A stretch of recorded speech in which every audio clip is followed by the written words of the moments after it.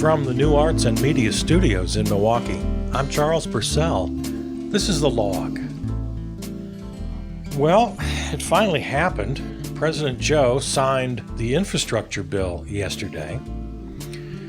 And boy, mixed feelings about this. Obviously, okay, let's start with the good news. Yeah, this was all stuff that was needed. It's decades overdue. The last several presidents haven't been able to get this across the finish line. Remarkably, I don't know how this took so long. Everybody wanted it. Americans wanted it. Republicans wanted it. Democrats wanted it. But somehow the Orange Menace couldn't get it done. Well, he couldn't get much done. Of course, a lot of jokes about the whole, it's infrastructure week. Even President Joe went ahead and he wasn't afraid to troll the Orange Menace with that a little bit. But Barack Obama couldn't get it done. There again, well, treading old ground here. Barack Obama did what he could, but of course, as we all know, the Republicans decided from day one that their only goal in life was to obstruct anything that he came up with. Let's not go off on that tangent. But yeah, infrastructure. Obama never got it done. W never got it done. I don't know, I'm going back now. Did Clinton get any infrastructure done? I don't know. Anyway, so here we are. And as I said, yeah, we need these things. Improved broadband, of course, roads, bridges, airports. The water quality is an important component. There's zero climate change prevention. There is, well, a few billion going to the effects of climate change. In other words, nothing to prevent it, but okay, well, let's shore up some infrastructure to meet the inevitable results of climate change. So as you and I have talked about, it's necessary, it's pragmatic, but it's also very disheartening. Because we have gotten to the point now where some people have just almost given up on the idea that we can prevent climate change. Well, okay, so let's just reinforce some shorelines and ports and a responsive infrastructure to what's inevitably going to hit us. So I have mixed feelings about this. Yes, it's a big deal. Yes, it's necessary. It has been for decades. In any other era or political climate, this would be huge. There'd be a lot more hoopla about it. It would get bigger headlines. But in this very strange era that you and I are sharing, instead of a good old-fashioned celebration and enthusiasm about getting something done, something big and important, no, it's anticlimactic in a way because of all the political fighting in Washington.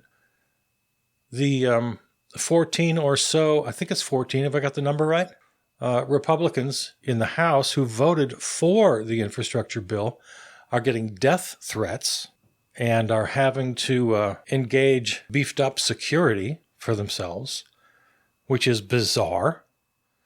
People like Marjorie Taylor Greene calling those 14 traitors, which is just bizarre.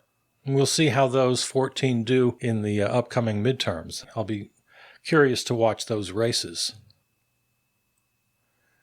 And then finally, my own personal misgivings that I've tried to share. Everything they do in Washington is about expanding the economy and promoting growth. We have to do these things. We have to have roads and bridges and seaports and all the rest in order to have a booming economy.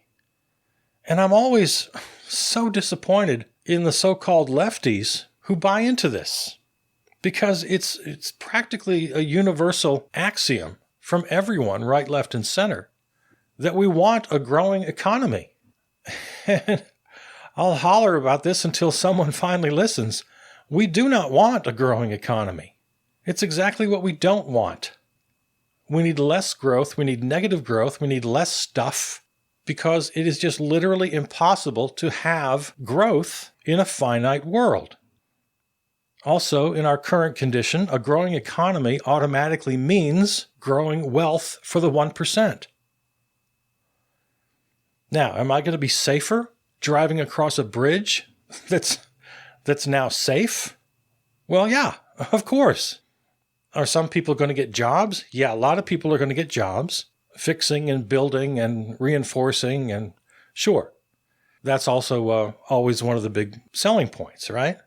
It's going to create jobs. So you can put food on your table and you can feed your kids. Who's going to argue against that? I'm not going to argue against that. But in the big picture, all of this only sustains, perpetuates, and accelerates the ever-widening wealth gap, and most importantly, a climate crisis that worsens daily. So of course we need basic infrastructure. But any policy, especially this wide-ranging policy that enables more economic activity, more stuff, more work, more production, more energy use, it keeps us heading down the wrong path. So, congratulations to Joe Biden and the Democrats for getting a win politically. And yeah, we need basic infrastructure. Everybody does. But I have mixed feelings, to say the least, about all of this. And especially how this impacts the climate crisis. Speaking of which, COP26, the big environmental summit, folding its tents now over in Glasgow, Scotland. The post-mortem on that, boy, I can't find anything good to say about that. Greta Thunberg was absolutely spot on. Blah, blah, blah. The final draft, after intense negotiations, watered down. One bit of language that got all the headlines was the phasing down of coal. They changed the language from phasing out to phasing down with no definite timelines. The final draft agreement, as it has been for the previous 25 conferences of parties, non-binding. There's never been in all the history of this. Go back to Kyoto, go back to Paris, and everyone in between and everything since. Never once a binding agreement, no treaties of any kind. No, all just goals, all just language. While emissions increase, CO2 levels explode year after year after year, even though they meet annually to make big speeches. And some of the speeches, what makes the headlines, what gets the attention? Oh, the speeches, some of them are damn good. They don't mince words, they get right down to it. This is an existential threat. The time is now, we have no more time. But then the world leaders get back in their jets and they fly back to their countries and they leave behind their delegation to have so-called negotiations. And I will never understand how you can negotiate when it's climate crisis. How do you find a middle ground? How do you compromise about the continued existence of humans on the planet Earth? Where is there room for negotiation exactly? There's no middle ground when it comes to climate crisis. No, there's no compromise. You follow the science. You listen to them. You listen to the scientific community, and you take heed of their warnings, and you act, and you put it in writing. You sign it, you seal it, agreements, treaties with strict enforcement. But we have none of that. We have language. We have goals. And the attendees of the conference have no power. They all go back to their parliaments or to their Congress. Any real action that's to be taken has to be legislated in each of 200 different countries. Every one of their legislative bodies filled with lobbyists, especially here in the United States. Speaking of lobbyists, it was calculated that fossil fuel industry lobbyists outnumbered every other country at COP26. Reading now from BBC News. Campaigners led by Global Witness assessed the participant list published by the UN at the start of this meeting. They found that 503 people with links to fossil fuel interests had been accredited for the climate summit. These delegates are said to lobby for oil and gas industries, and campaigners say they should be banned. About 40,000 people attended the COP. Brazil had the biggest official team of negotiators, according to UN data, with 479 delegates. Turkey had a large delegation, as did the Democratic Republic of Congo, Ghana, Russia, Kenya. There's a list here. I don't see the United States. UK had 230 delegates, so I'm not sure how many the US had, but it's less than 230. Again, Brazil, the largest delegation with 479, and the fossil fuel industry, 503. So, what do you think? You will see quotes from people like John Kerry, climate czar, or whatever they call him. Here's a classic John Kerry quote. "We emerge from Glasgow having dramatically raised the world's ambition to solve this challenge in this decade and beyond. We are in fact closer than we have ever been before to avoiding climate chaos and securing cleaner air, safer water, and a healthier planet." Blah, blah, blah. Garbage. Again, these are not agreements. This is a bunch of feel-good language. This is PR. So yeah, you're going to find lots of quotes like that from the official voices. The representative from Saudi Arabia was happy. One of the world's largest oil producers, he avoided questions saying all parties were happy with the climate pact. All parties were happy. That's Saudi Arabia's official response. But representatives from the global south, especially from small island nations, the best they could say, well, there was incremental progress, trying to put some sort of a positive spin on this. But the people who really care, the people who don't have to answer to the almighty dollar, only interested in the science, only interested in the health of the planet and its people, had a very different response. The director of the International Center for Climate Change and Development said, "As far as I'm concerned, it is a failure.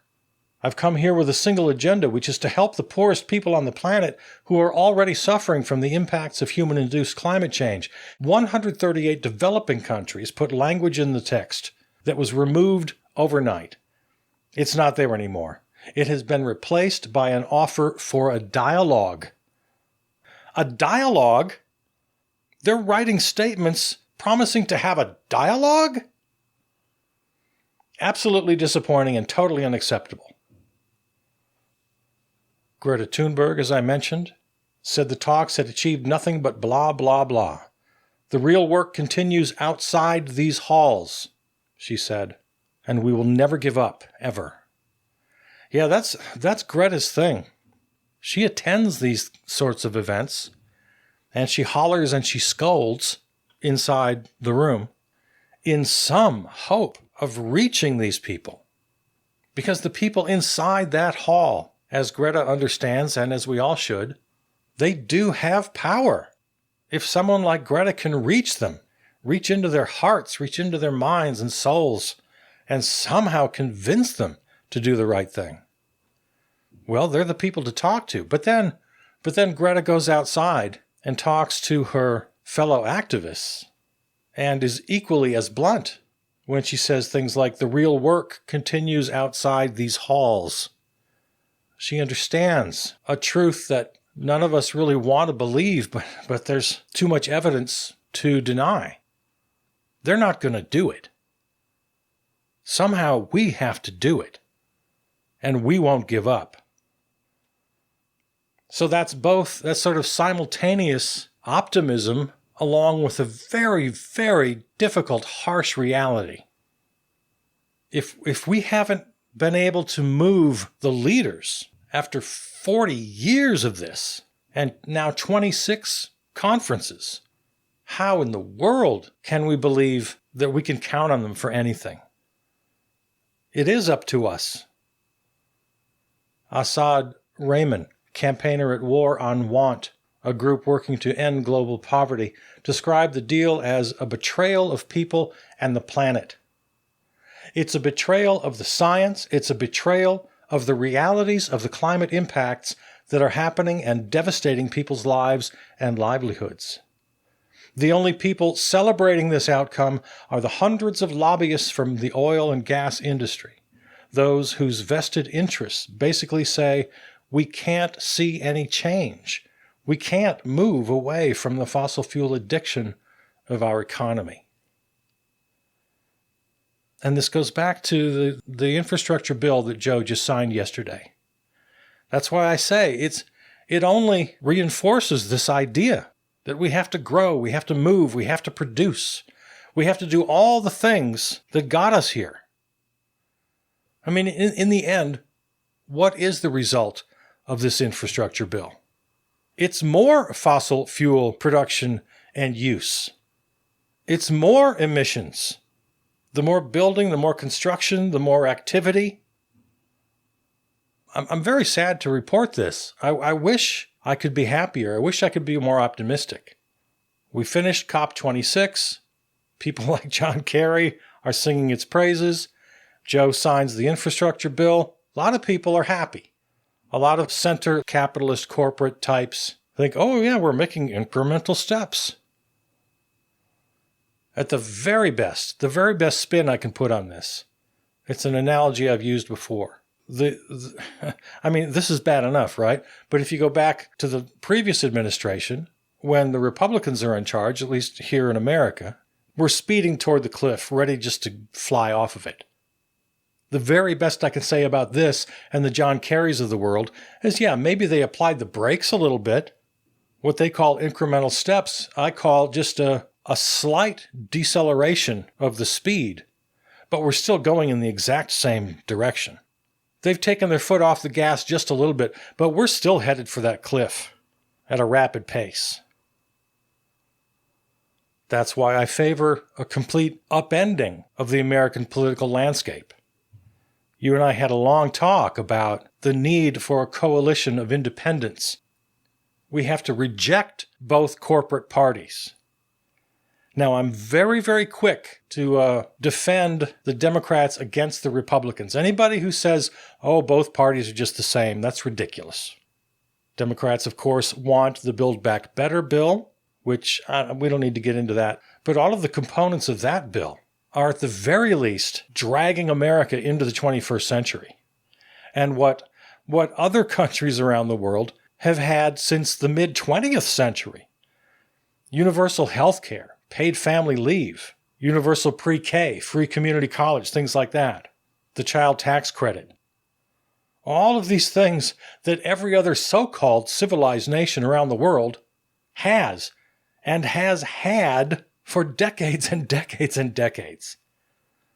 So the Build Back Better bill, if it's ever passed, which I'm becoming more and more pessimistic about, would at least raise us to the level of basic standards of what a civilized country should provide to its citizens. So I do defend the Democrats when people want to say, oh, they're the same as the Republicans. No, the Republicans are off the cliff. They are an unabashed, anti-democratic, fully corporate subsidized, fascist party. Existentially dangerous. No, I don't put Democrats in that same boat. But where I do put them in the same boat is in what we talked about the coalition of independents. Both are still tied to growth, as we've talked about. Both are still tied to corporations. They're tied to capitalism. We will never get where we need to go with either party. So I bring up this coalition of independents because after you and I talked about that, I came across a very interesting piece by the editors of Jacobin, dated November 9th. Common Sense Solidarity, How a Working Class Coalition Can Be Built and Maintained.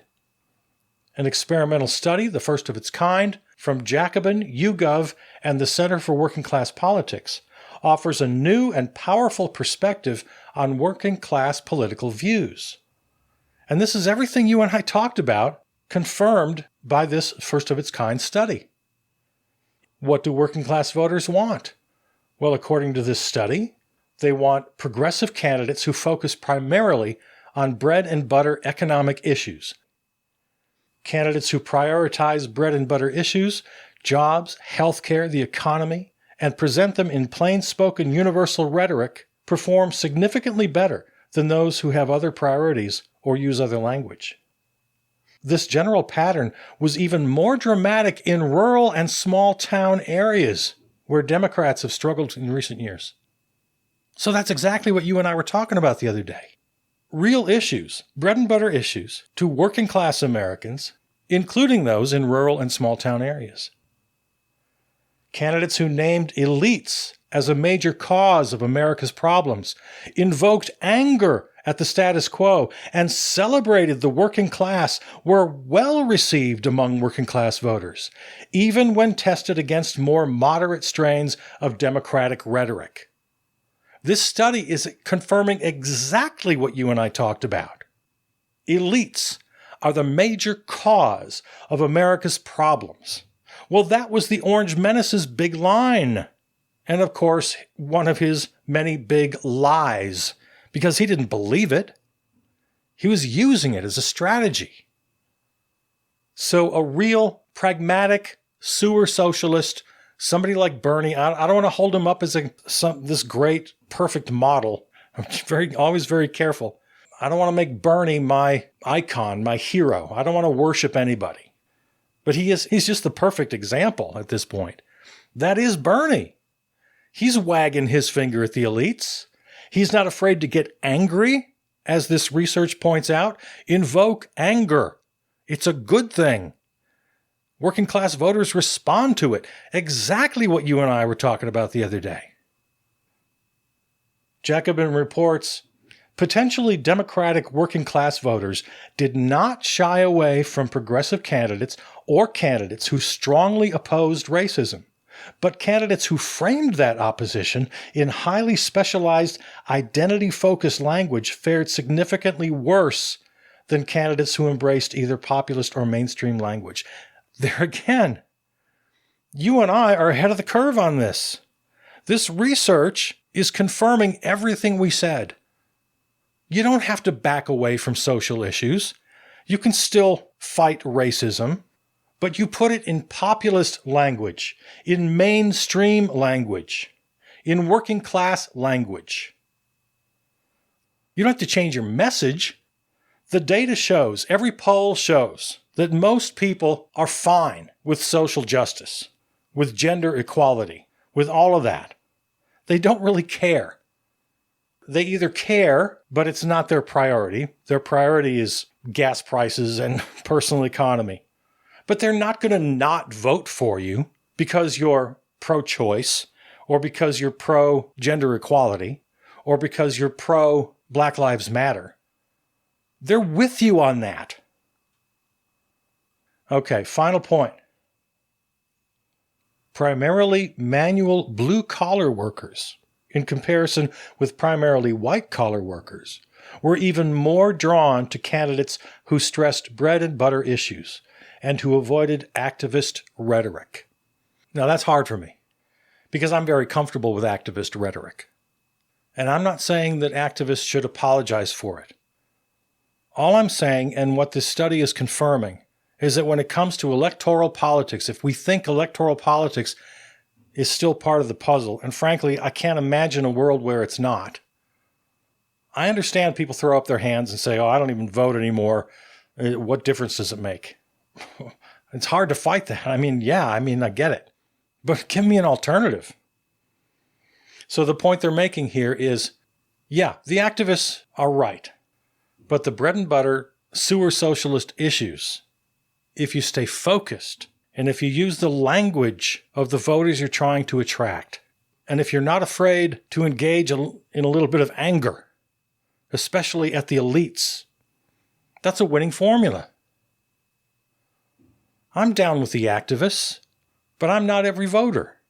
And I think if either an independent coalition or the current Democratic Party would take this advice, you'd get my vote. I'm a far lefty. You'd get my vote and you'd get the vote of all of my comrades way over here on the left. You wouldn't lose us. We like pragmatic stuff. We like bread and butter issues. Basic fairness, a condemnation of the elites, a little righteous anger. We're with you. So you're not going to lose us. You're not going to lose the activists, even those who are steeped in the language of identity politics and the left, gender issues, race issues. You're not going to lose them either, because we know that you're with us. You don't have to abandon the social issues. You don't have to abandon what the activists are calling for. You can bring those voters in as long as you're honest about your positions, and you can attract new voters and even, dare I say it, conservative independents with your bread and butter issues. They are not mutually exclusive. They do not cancel each other out. As I said before, most people don't really care about the social issues. Pro-choice? Yeah, whatever. I don't care. Don't think about it much. Black Lives Matter? Yeah, I suppose. They only get riled up by the right-wing boogeymen.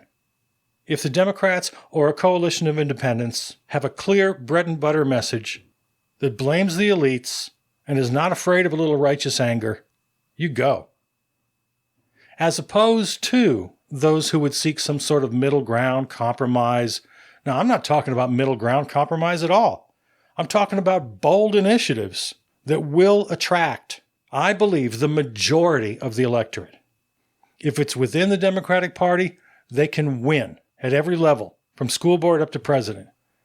If the Democrats refuse to let the progressives lead, the pragmatic, get things done progressives, if they refuse to let them take the lead, then we jettison them, and an independent coalition will grab that majority. Forget left, center, right. Most people don't even understand. There's so much inconsistency. The Biden polls, which have him down to 41%, I think was the one I saw. Of the many polls, he's in low 40s, or some of them even in the high 30s in approval, which is terrible. And yet those same people in the same poll will give high approval ratings, 60%, 70%, for his policy initiatives. They are self-proclaimed conservatives, and yet the way they answer polls on issues is anything but conservative. People don't know. They don't know. And that's why it gets back to the bottom line of language. Talk about issues. Talk about real working class priorities. You don't have to surrender your positions, your values. You don't have to pander. You just have to speak straight. So I was very happy to see that we've got some research behind us, point by point by point. I believe I shared this particular article on the Charles Purcell Facebook page, so check that out. Again, it's from Jacobin, November 9th. Common Sense Solidarity, How a Working Class Coalition Can Be Built and Maintained. All right. There it is. Always a lot to talk about. We'll do it again tomorrow. I love you. I'm Charles Purcell.